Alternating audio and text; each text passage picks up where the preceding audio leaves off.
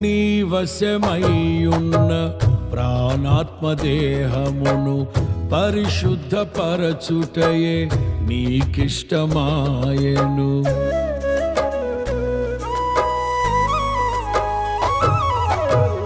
నీ వశమయ్యున్న ప్రాణాత్మదేహమును పరిశుద్ధపరచుటయే నీకిష్టమాయెను. పలు వేదనలలో నీతో నడిపించి తలవంచని తెగువ నీలో కలిగిల్చి మదిలో నిలిచావు, మమతను పంచావు. నా జీవితమంతా నిన్ను కొనియాడెదను.